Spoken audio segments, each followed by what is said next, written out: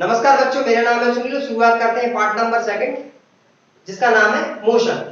इस part number second के अंदर हम जानेंगे स्पीड और वेलोसिटी को। अभी तक हमने सिंपली ये सीखा हुआ है प्रीवियस वीडियो के अंदर दो पोजीशन है, उनके बीच में एक लेंथ है, उसके अंदर हम एक नई फिजिकल क्वांटिटी डालते हैं, दैट इज टाइम। जैसे ही हम दो पोजीशन के बीच में एक क्वांटिटी डालेंगे, अपने आप ये सारी चीजें स्पीड में कन्वर्ट होती चली जाएंगी। सिंपली हम ये भी कह सकते हैं when a particle changing its position it will take a certain time। अगर कोई पार्टिकल अपनी पोजीशन को चेंज करता है तो डेफिनेटली वो कोई ना कोई टाइम लेगा ही। साथ में हम एक एग्जांपल के तौर पे ये भी समझ सकते हैं, तो पर्सन है आपस में बात कर रहे हुए हैं, एक पर्सन की आवाज दूसरे पर्सन के कानों में विदिन अ सेकंड में पहुंच जाएगी, कुछ सेकंड से भी कम टाइम में उसके कानों तक ये आवाज पहुंच जाएगी। तो सिंपली हम ये समझे कि टाइम जीरो है या टाइम जीरो से कम है? नहीं, टाइम तब भी कुछ ना कुछ लगा होगा। इस छोटे प्रिसाइजली टाइम को सीखने के लिए भी हमें स्पीड और वेलोसिटी के कॉन्सेप्ट को समझना होगा। ठीक है, शुरुआत करते हैं नए कॉन्सेप्ट के साथ, स्पीड। देखिए स्पीड होता क्या है। स्पीड को समझने के लिए सिंपल सी डेफिनेशन हम ये भी लिख सकते हैं, total path covered in a respective direction in a total interval of a time. जब भी हम टोटल पाथ कवर्ड करेंगे, simply total path covered in a irrespective direction in total interval of time is known as speed। जब भी हम सारा path, जो भी हम सिंपली पाथ चले हुए हैं सारा होगा, उस सारे टाइम के साथ अगर हम डिवाइड कर दें तो उस बेसिस पे हमारे स्पीड आ जाएगी। स्पीड का एक सिंपल सा फॉर्मूला हो सकता है, speed equals to distance upon time. Speed equals to distance upon time. इस बेसिस पे हम ये भी ऑब्जर्व कर सकते हैं कि स्पीड जो होगी वो टाइम के इनवर्सली प्रोपोर्शनल होगी। अगर स्पीड बढ़ेगी तो सिंपली अगर स्पीड बढ़ेगी तो टाइम घट जाएगा, और अगर टाइम बढ़ेगा तो इस बेसिस पे स्पीड घट जाएगी। So speed is inversely proportional to the time. Time की उल्टी स्पीड होगी या स्पीड का उल्टा टाइम होगा। तीसरी बात हम ये भी जान सकते हैं सिंपल सी, it is a scalar quantity.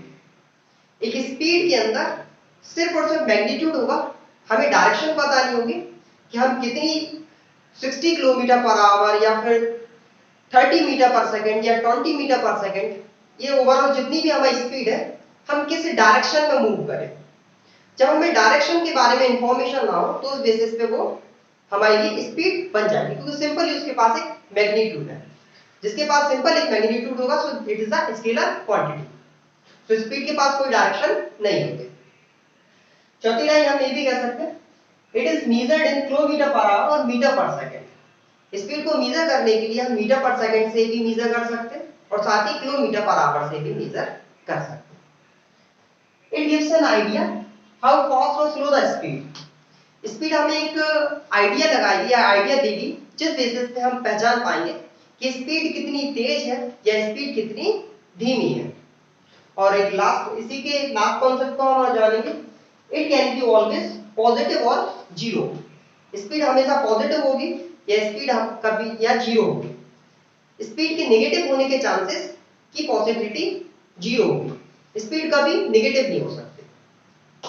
और साथ ही हमें सीखने आप शुरुआत करेंगे हम वेलोसिटी के बारे में। वेलोसिटी होती क्या है? सिंपली जहां हमने डिस्टेंस के अंदर एक नई फिजिकल क्वांटिटी सेट करी थी टाइम, ऐसे ही हम सिंपली हम डिस्प्लेसमेंट के साथ भी एक नई फिजिकल क्वांटिटी टाइम ऐड करेंगे तो उस बेसिस पे वेलोसिटी बनती चली जाएगी। लेकिन ओवरऑल इस पूरी कंडीशन के अंदर हमें गिवन क्या होगा? मैग्नीट्यूड के साथ साथ डायरेक्शन भी। तो सिंपल हम इसकी भी डिफाइन लिख सकते हैं, it is the rate change of displacement. Time के हिसाब से डिस्प्लेसमेंट का बदलता जाना वेलोसिटी कहलाएगी। और इसके फॉर्मूले को लिखने के लिए v vector equals to s vector upon t। Simply इस s का मतलब स्पीड नहीं होगा, इस s का मतलब होगा डिस्प्लेसमेंट। मोशन की इक्वेशन लिखते टाइम इस s को हम डिस्प्लेसमेंट से इंडिकेट करेंगे या रिप्रेजेंट करेंगे। It is a vector quantity, एक वेक्टर क्वांटिटी है क्योंकि उसके साथ मैग्नीट्यूड के साथ साथ डायरेक्शन भी अवेलेबल है। सो वेक्टर के सिंबल भी ऑलरेडी हमने लगा रखे हैं, v के ऊपर और एक डिस्प्लेसमेंट के ऊपर। It is measured in metre पर सेकंड और किलोमीटर पर आवर। इसे भी सेम उसी यूनिट से मेजर करेंगे जिस यूनिट से हमने स्पीड को मेजर किया होगा। It can be positive, negative और जीरो वेलोसिटी। पॉजिटिव वेलोसिटी को सिंपल सा समझने के लिए, if an object moves in a positive x axis direction is known as a positive velocity. अगर एक जनरली कार्टेशियन प्लेन के अंदर एक बॉडी अगर पॉजिटिव एक्स एक्सिस डायरेक्शन के अंदर मूव करेगी तो उस बेसिस पे उसकी वेलोसिटी पॉजिटिव एक्स एक्सिस बन जाएगी। अगर सिंपली वही कार्टेशियन प्लेन के अंदर कोई बॉडी नेगेटिव एक्स एक्सिस में की डायरेक्शन में मोशन करेगी तो उस बेसिस पे वो बॉडी नेगेटिव वेलोसिटी में कंसीडर करी जाएगी, उसकी वेलोसिटी नेगेटिव होगी। So simply if an object moves in a minus x axis direction is known as negative velocity। Simply zero velocity को समझने के लिए हम क्या बना सकते हैं, if an object not moving but with the acceleration, एक कोई ऑब्जेक्ट है बस वो मूव नहीं कर रहा लेकिन एक्सीलरेट हम उसे करते जा रहे हैं। जब भी किसी ऑब्जेक्ट को हम एक्सीलरेशन प्रोवाइड करेंगे लेकिन बॉडी मूव ना करे तो उस बेसिस पे उसकी वेलोसिटी सिंपल जीरो है। So you can take a screenshot, speed and velocity.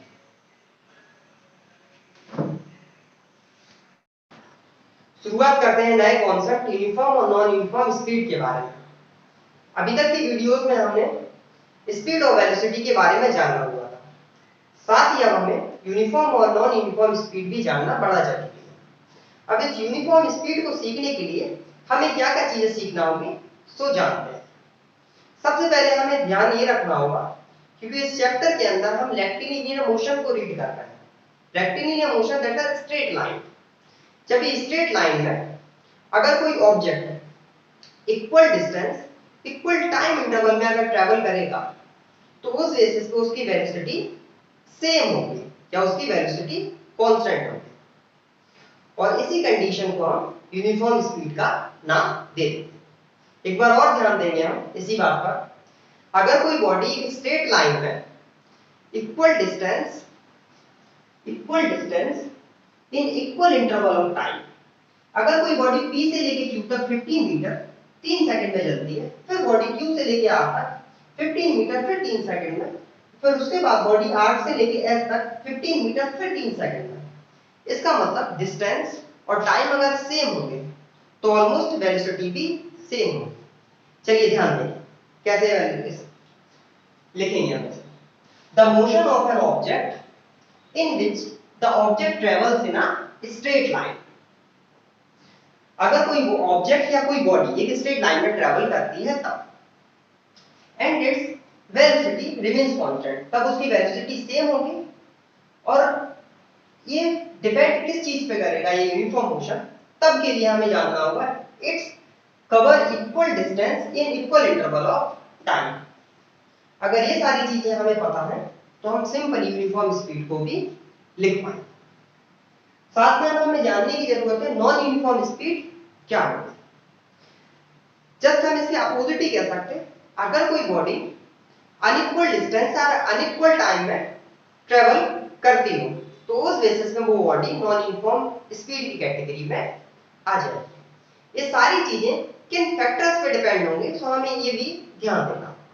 शायद हम ये भी कह सकते हैं now you must change the speed. अगर आप अपनी स्पीड को बदलेंगे तो उस बेसिस पे भी ये सारी पॉसिबिलिटीज क्रिएट होंगी। Simply I am not talking about your velocity, मैं यहाँ वेलोसिटी की बात बिल्कुल नहीं करूंगा क्योंकि बॉडी किसी भी रैंडम डायरेक्शन में मोशन कर सकती है या रैंडम पोजीशन हो सकती है बॉडी की। सो बिफोर से डायरेक्शन एक्सपेक्टेड टू चेंज, क्योंकि बॉडी की डायरेक्शन भी चेंज होगी। सो इस बेसिस पे इस बॉडी के अंदर हम वेलोसिटी की बात ना करके हम सिंपल स्पीड की बात करेंगे। देखें लिख कैसे सकते हैं। The motion of an object in which the object travels with varied speed, it does not cover the same distance in equal time interval irrespective of the time interval duration। ये simply हम ऐसे भी लिख सकते हैं, it does not cover the same distance in equal time interval irrespective of the time। That's a non-uniform speed। उसे और समझने के एग्जांपल के थ्रू समझने के लिए, अगर कोई बॉडी P से लेके Q तक 10 मीटर की डिस्टेंस अगर 5 सेकंड की स्पीड से अगर 5 सेकंड अगर ले ली, और Q से लेके R तक चलने में अगर कोई बॉडी 15 मीटर की जर्नी ट्रेवल करेगी और 3 सेकंड का टाइम लेगी, फिर उसके बाद R से लेके S तक चलने में 20 मीटर बॉडी ट्रेवल करेगी और 4 सेकंड स्पीड लेगी, तो इस बेसिस पे उस बॉडी की स्पीड कंटिन्यूअसली चेंज होती जाएगी। और सेम दूसरे अदर हैंड अगर हम यूनिफॉर्म स्पीड की बात करें तो हर जगह बॉडी की हर पोजीशन पे स्पीड सेम होगी। यही सिंपल से डिफरेंस थे कुछ यूनिफॉर्म और नॉन यूनिफॉर्म स्पीड के बारे में। एक एग्जांपल हम ये भी देख सकते हैं, सिंपली हम अपनी कार को अगर बिना ट्रैफिक वाले हाईवे पर चला रहे होंगे तो शायद हम उस ड्यूरेशन में यूनिफॉर्म स्पीड यूज करेंगे, और अगर वही कार अगर हम एक ट्रैफिक वाली एरिया में चला रहे होंगे, जिस एरिया में ज्यादा रश या ट्रैफिक हो, तो उस बेसिस पे हम नॉन यूनिफॉर्म स्पीड, क्योंकि हम अपनी स्पीड को कंटिन्यूअस चेंज करेंगे। Now you can take the screenshot.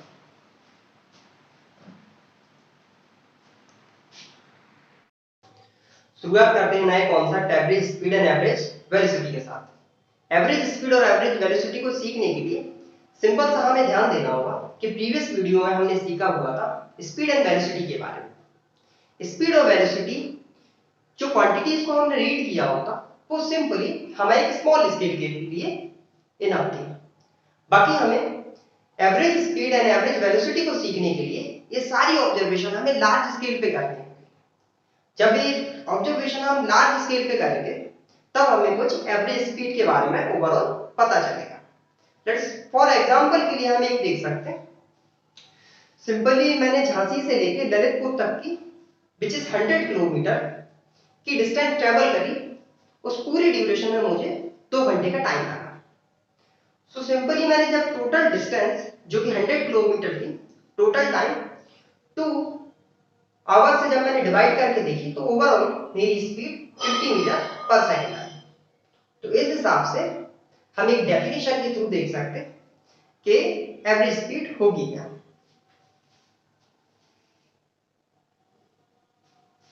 It is the rate of total distance covered in total time. Total distance total time में कवर्ड करी जाए तो सिंपली उस हिसाब से हमारी एवरेज स्पीड हो जाएगी। और इस एवरेज स्पीड को हम एस से डिनोट कर देंगे, it is denoted by S. और साथ ही इस पूरी ड्यूरेशन में या पूरी जर्नी में क्या हमें डायरेक्शन के बारे में कुछ पता चला कि 100 किलोमीटर की जो डिस्टेंस थी मैंने ईस्ट डायरेक्शन में ट्रेवल करी, वेस्ट डायरेक्शन में, नॉर्थ साउथ, ओवरऑल कहां ट्रेवल करी। अगर हमें डायरेक्शन के बारे में बिल्कुल भी इंफॉर्मेशन नहीं है तो इस हिसाब से हम उसे डिस्टेंस कहेंगे, और डिस्टेंस क्योंकि डायरेक्शन नहीं होती सिंपली मैग्नीट्यूड है, तो it is the scalar quantity, एक स्केलर क्वांटिटी। इसे मेजर करने के लिए क्योंकि डिस्टेंस को मीटर से मेजर करा जाता और साथ ही टाइम को सेकंड से मेजर करा जाता, तो ओवरऑल हम इसकी ऐसा यूनिट देख सकते हैं मीटर पर सेकंड एंड किलोमीटर पर आवर। सो किलोमीटर पर आवर एंड मीटर पर सेकंड हम दोनों से इसे डिनोट कर सकते हैं। Finally formula average speed is equal to total distance of upon total time. अब सीखते हैं हम एवरेज वेलोसिटी के बारे में। एवरेज वेलोसिटी को सीखने के लिए सिंपल सा हम ध्यान देंगे यहां से, जहां हमने टोटल डिस्टेंस को टोटल टाइम से डिवाइड किया हुआ था, अब हम टोटल डिस्प्लेसमेंट को टोटल अगर टाइम से डिवाइड कर दें तो इस बेसिस पे हमें वेलोसिटी के बारे में पता चल जाएगा। वेलोसिटी को जानने के लिए it is the rate of total displacement covered in total time, that's our average velocity. अब इस एवरेज वेलोसिटी को डिनोट कैसे करा जाएगा, इसे लिखा कैसे जाएगा, तो सिंपली इसे हम v से रिप्रेजेंट करते हैं। साथ में डिस्प्लेसमेंट के साथ डायरेक्शन भी होती है और मैग्नीट्यूड भी होगा, so simply it is a vector quantity, एक वेक्टर क्वांटिटी बन जाएगा। अब इन्हें मेजर कैसे करा जाएगा, इनकी और ऐसा यूनिट क्या होगी, सो सिंपली इनकी ऐसा यूनिट भी सेम एवरेज स्पीड की तरह ही होगी, जो एवरेज स्पीड की मेजरमेंट यूनिट्स है सेम वही यूनिट्स एवरेज वेलोसिटी की बन जाती है। तो यूनिट्स में ये सेम होंगे। और एवरेज वेलोसिटी का अगर हम फॉर्मूला देखें तो total distance upon total time taken हो जाएगा। और साथ ही हम देखने के लिए ये भी देखें एवरेज वेलोसिटी के लिए नीचे का फॉर्मूला क्या है, initial velocity plus final velocity upon two. Velocity देखने का मतलब या वेलोसिटी को ऑब्जर्व करने का मतलब कोई चलती हुई बॉडी जब हमने उसे ऑब्जर्व करना स्टार्ट करा होगा या जब हमारी उस पर नजर पड़ी होगी उस ऑब्जेक्ट पर या उस ऑब्जेक्ट को जब हमने देखना स्टार्ट किया होगा, दैट्स आर इनिशियल वेलोसिटी। और जब हमने उसे देखना बंद किया होगा, so that's our final velocity. So initial velocity plus final velocity अगर हम डिवाइडेड बाय 2 कर देंगे तब भी एवरेज वेलोसिटी फाइंड करी जा सकती है। एक सिंपल सा हम एक एग्जांपल और भी ले सकते हैं एवरेज स्पीड को समझने के लिए। अगर मैं अपनी पूरी ओवरऑल जर्नी में जो कि 100 किलोमीटर की थी और सिंपली मुझे पहुंचने में 2 घंटे का टाइम लगा, इस बेसिस पे मैंने ये देखा कि कहीं मेरी स्पीड 80 किलोमीटर थी, कहीं मेरी स्पीड 20 किलोमीटर थी, जब ब्रेक लगाया होगा सिंपली 20 किलोमीटर, जब क्राउडेड रश एरिया होगा 40 किलोमीटर, सिंपली जहां पे एरिया क्लियर होगा सो सिंपली वहां पे 80 किलोमीटर। सो ये सारी वो स्पीड थी जो मेरी बाइक की स्पीडोमीटर ने शो करी थी। तो क्या वो मैंने सारी स्पीड्स यहाँ पे मेंशन करी? नहीं, बिल्कुल नहीं। तो इंस्टेंटेनियस स्पीड, जिन्हें इंस्टेंटेनियस स्पीड कहते हैं, वो सारी स्पीड को हम इग्नोर कर देते। सिंपल हमें ध्यान ये रखना होता है एवरेज स्पीड को निकालने के लिए total distance upon total time. अगर हमें इतनी बात याद है तो सिंपली हम इसे कर सकते हैं। हालांकि और भी देखने के लिए you can take a screenshot, आप एक स्क्रीनशॉट ले सकते हैं। और साथ में हम ये भी देख सकते हैं कि एवरेज स्पीड को हम एवरेज स्पीड जब भी होगी या तो वो पॉजिटिव होगी या वो जीरो होगी, लेकिन एवरेज वेलोसिटी नेगेटिव भी हो सकती है, पॉजिटिव भी हो सकती है और साथ में जीरो भी हो सकती है। तो सिंपली ये आज के टॉपिक में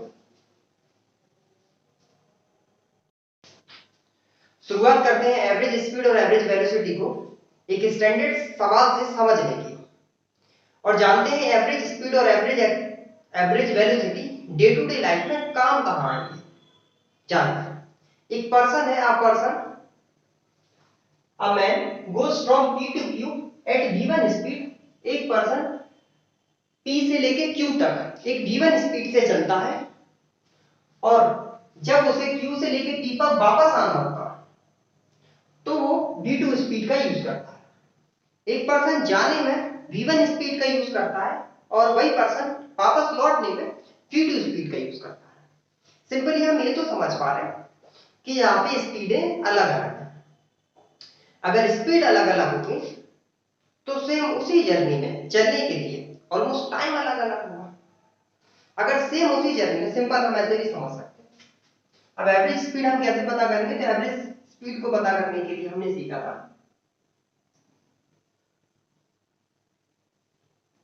टोटल डिस्टेंस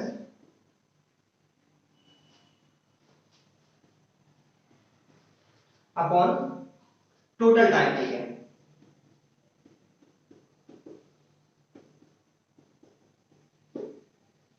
एवरेज स्पीड का एक फॉर्मूला था total distance upon total time taken. अब जानते हैं कैसे हम इस चीज को समझ सकते हैं। अगर कोई पर्सन P से लेके Q तक अगर चला होगा, अगर हम इसकी डिस्टेंस गिवन ना हो तो हम इसकी डिस्टेंस को D सपोज कर सकते हैं। और जब ये वापस आया होगा Q से लेके P तक तब भी डिस्टेंस वही होगी। सिंपल सा हम ये समझ सकते हैं हमारे घर से लेके स्कूल तक की डिस्टेंस अगर 2 किलोमीटर है तो स्कूल से लेके घर तक की डिस्टेंस भी 2 किलोमीटर ही होगी। डिस्टेंस कभी नहीं बदलेगी। बदलेगा क्या? स्पीड और टाइम बदलते रहेंगे या हमेशा बदलेंगे, है ना? ये हम पे डिपेंड करेंगे। सो यहां से P से लेके Q तक की अगर डिस्टेंस दी थी तो Q से लेके P तक की भी डिस्टेंस D होगी। तो Q से लेके P तक की डिस्टेंस भी D है। लेकिन P से Q तक जाने में v1 का टाइम लगा था और q से लेके p तक वापस आने में v2, p से लेके q तक जाने में v1 स्पीड का हमने यूज करा था और q से लेके p तक आने में हमने v2 स्पीड का यूज करा था। तो सिंपली आप ये भी समझ सकते हैं p से लेके q तक जाने में अगर हम सपोज कर लें t1 टाइम लगा होगा तो q से लेके p तक आने में t2 टाइम लगा होगा। और इस बेसिस पे देखें अगर हम सवाल के अंदर इसे फॉर्मूले के अंदर पुट करके देखें तो टोटल डिस्टेंस क्या होगी, जाने में भी d है और आने में भी d है, so that's a 2d। Total distance, total time को समझने के लिए हम ऐसे कर सकते हैं t1 प्लस t2, जाने में t1 टाइम और आने में t2 टाइम। अब इस t1 को समझने के लिए हम ऐसा कह सकते हैं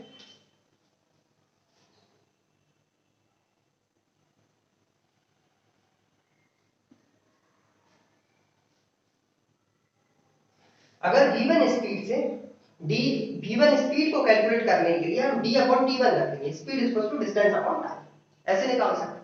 तो t1 टाइम निकालने के लिए हम यूज कर देंगे d upon v1। Simply v2 को कैलकुलेट करने के लिए हम d अपॉन t2 होगा। तो t2 को फाइंड करने के लिए हम ये कर सकते हैं t2 equals to d upon v2। हम t1 की जगह वैल्यू रख सकते हैं d अपॉन v1, d और d ऐड होकर 2d, d upon v1 plus d upon v2, क्योंकि t1 प्लस t2 है तो t1 की जगह d अपॉन v1 और t2 की जगह d अपॉन v2। अगर हम यहां से फर्दर इनका एलसीएम ले तो सिंपली वैल्यू ऐसे निकल के आएगी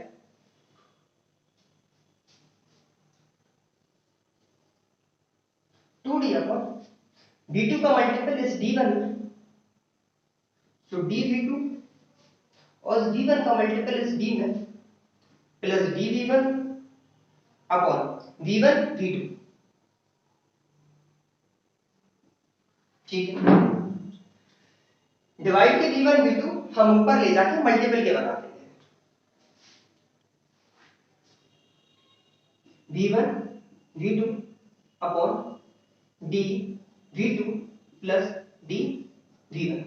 अगर हम यहां से दोनों में से v अगर कॉमन निकाल लें क्योंकि दोनों टर्म के पास है तो सिंपल बन जाएगा 2d v1 v2 upon d v2 plus v1।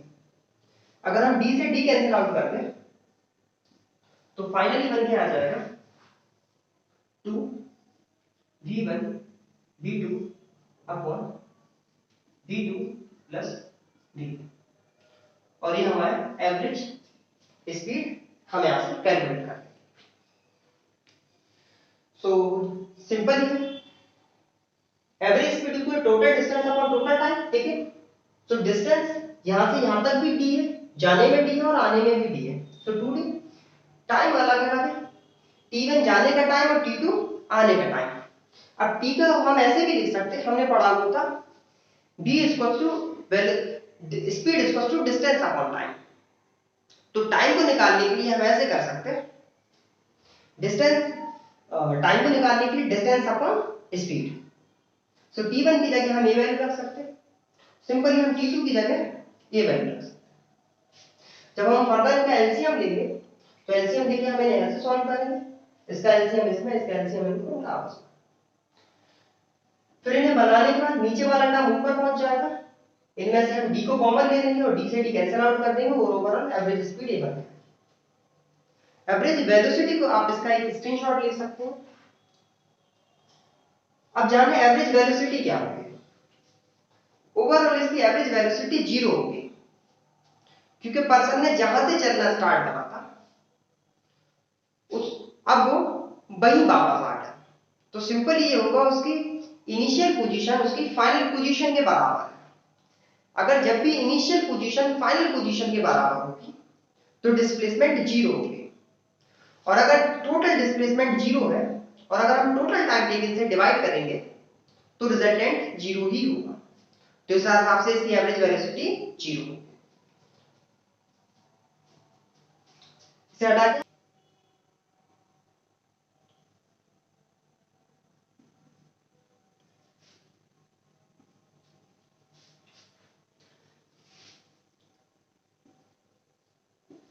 Average velocity को समझने के लिए हमने देखा था टोटल डिस्प्लेसमेंट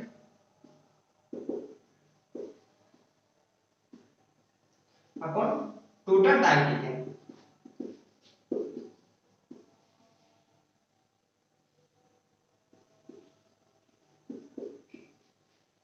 अब टोटल डिस्प्लेसमेंट ओवरऑल होगी क्या? हमने जहां से चलना स्टार्ट करा था हम वापस वहीं आ गए, तो टोटल डिस्प्लेसमेंट हमारी ओवरऑल जीरो हुई। और टाइम हमें कितना लगा? t1 plus t2। अगर हम t1 प्लस t2 से अगर जीरो को डिवाइड कर देंगे तो ओवरऑल रिजल्टेंट जीरो ही होगा। तो एवरेज वेलोसिटी जीरो होगी।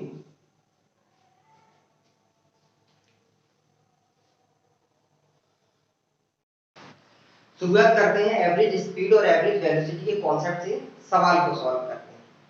साथ ही जानते हैं एवरेज स्पीड और एवरेज वेलोसिटी का कॉन्सेप्ट हमारे किस तरीके के सवालों में काम आएगा। हालांकि आप ऊपर देख सकते हैं क्वेश्चन जो एनसीईआरटी बुक में हमें दे रखा है।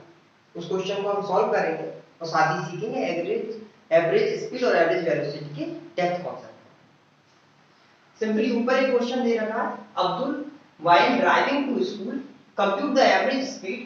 Abdul while driving to school compute the average speed for his trip to be 20 km per hour. On his return trip along same route there is less traffic and the average speed is 30 km per hour. What is the average speed Abdul's trip?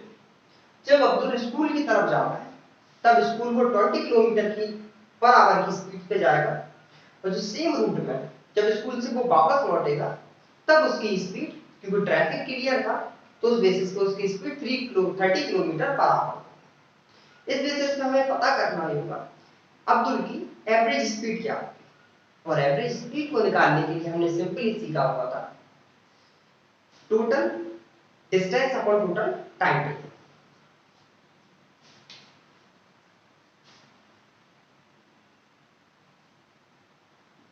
Average speed is equals to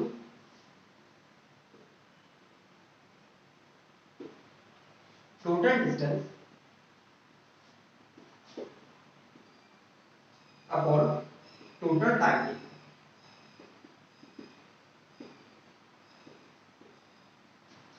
total distance simply घर से लेकर school तक जाने में अगर distance d होगी तो school से घर तक आने में भी डिस्टेंस d ही होगी, डिस्टेंस चेंज नहीं होगी।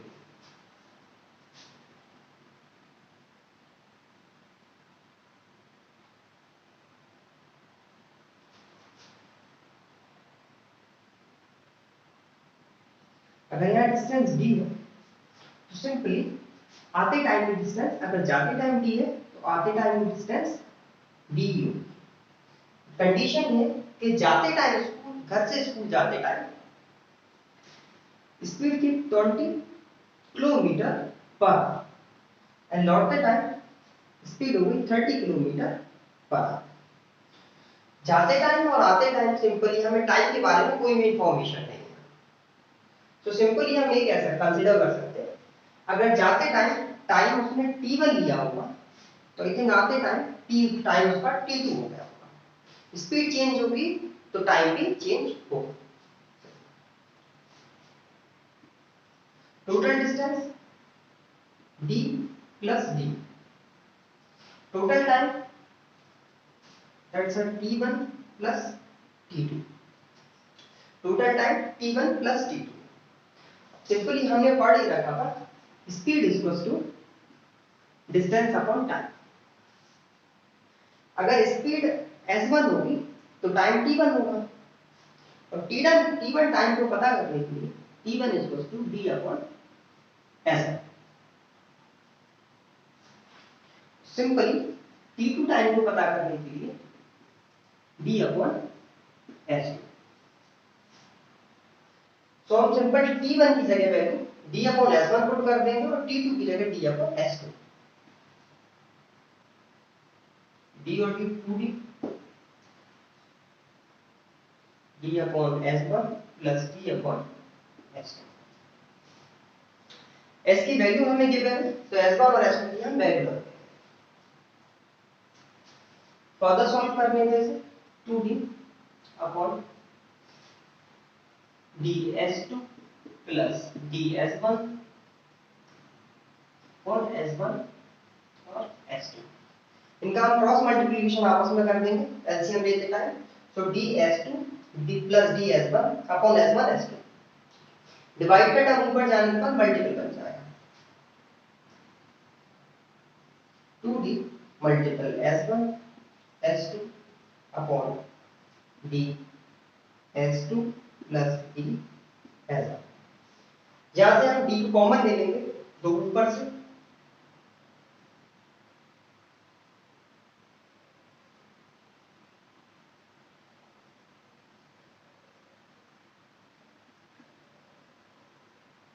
D से D कैंसिल आउट होगा, वैल्यू बचेगी 2 S1 S2 upon S2 plus S1। हम S की वैल्यू पुट कर सकते हैं, S1 की जगह 20 और S2 की जगह 30।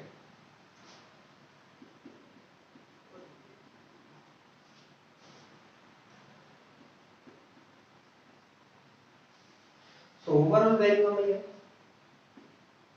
2 multiple 30